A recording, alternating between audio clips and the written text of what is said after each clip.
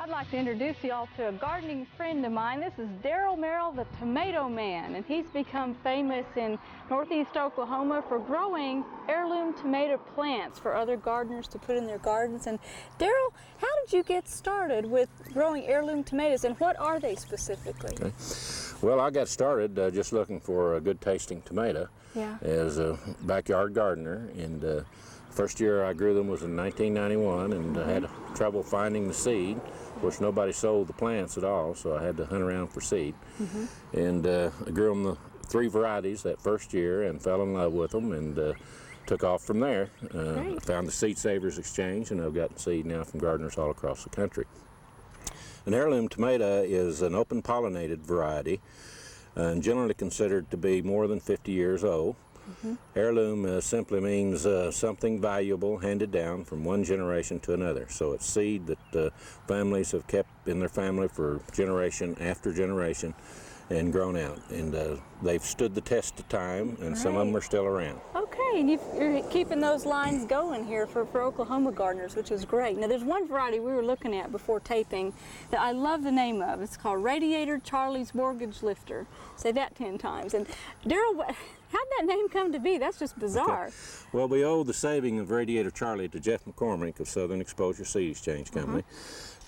Radiator Charlie is named M.C. Biles. He lived in Logan, West Virginia back in the 1930s and had a radiator shop. He's an avid gardener, and he got into crossbreeding tomatoes, and over a 6-year period of time he stabilized a tomato which he called the Radiator Charlie. It's a large pink round beefsteak type tomato, very few seeds, very flavorful.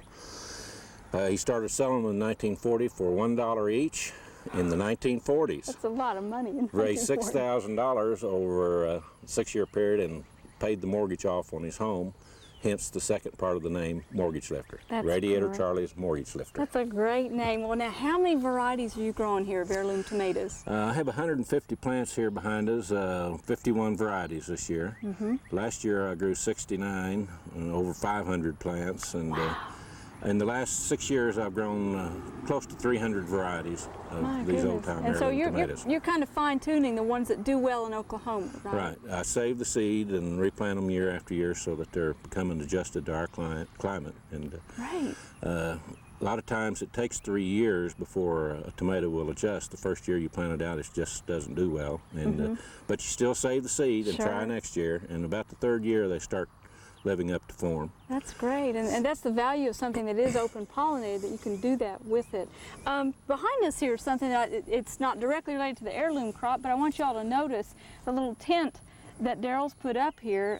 Tell us about this, Darrell. Well, this is I just made a little arbor out of T-post and range wire, or some people call it hog wire, and I was going to raise some morning glories and vining flowers and cucumbers and beans, pole beans.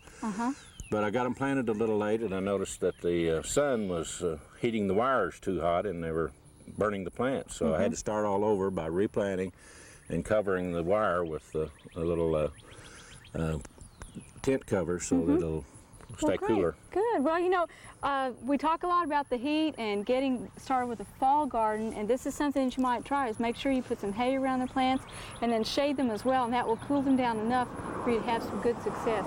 Well, Darrell, I want to see that okra you're growing. He not only does he grow heirloom tomatoes, but he's also got okra and peppers. Let's take a look at that. Okay.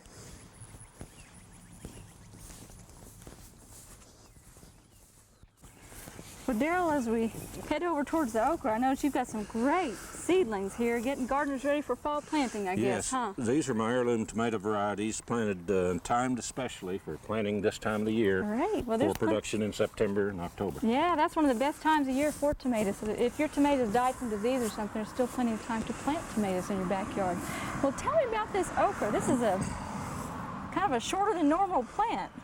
Well, this is a very rare okra. The seed was given to me by Stacy Guthrie of Big Cabin, Oklahoma, who is now deceased.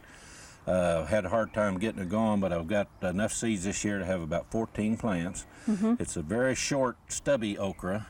He found it in New Orleans at a cafe there. The owner said that her grandparents had brought it over from Italy. Wow. And he said it makes the best frying okra that he has ever eaten. Yeah, that's a beautiful pod on there. That's a really nice one. I noticed these are fairly short, and look at this. This already has a pod on it as well. And of course, about how long is that going to get, Darrell? That'll get about 6 inches. About 6 inches, and it stays tender? And it stays tender, and it is, you can't wrap your fingers around it, it gets so thick. Wow. Boy, you're making my mouth water. Well, over here, one last thing I wanted to look at is we talked about with the tomatoes, you got those all in one block and you save seed, but I noticed you've got eggplant and peppers here. Is this like an isolation block? This is an isolation area for the Listada de Gandia and the Jimmy Nardello sweet frying peppers. They need to be isolated a significant distance from other peppers or eggplants so that you don't get cross-pollination, so you have pure seeds to replant. Okay. Yeah. Well, I hope y'all have gotten some appreciation of the value of gardeners like Darrell who are maintaining lines of heirloom varieties. And Darrell, appreciate you visiting with us today. And keep in mind again, it's not too late to do some fall planting, and certainly plan for next year to try some heirloom varieties because they really are delicious. Thanks, Darrell. Well, it's been my honor, Sue, to be on Oklahoma Gardening. Great. We hope you've enjoyed this classic from the Oklahoma Gardening Vault. Remember, even though these tips and techniques are timeless, there's always something new to learn in the world of gardening. By subscribing to both Oklahoma Gardening and OK Gardening Classics, you'll have access to a wealth of gardening knowledge, both classic and contemporary.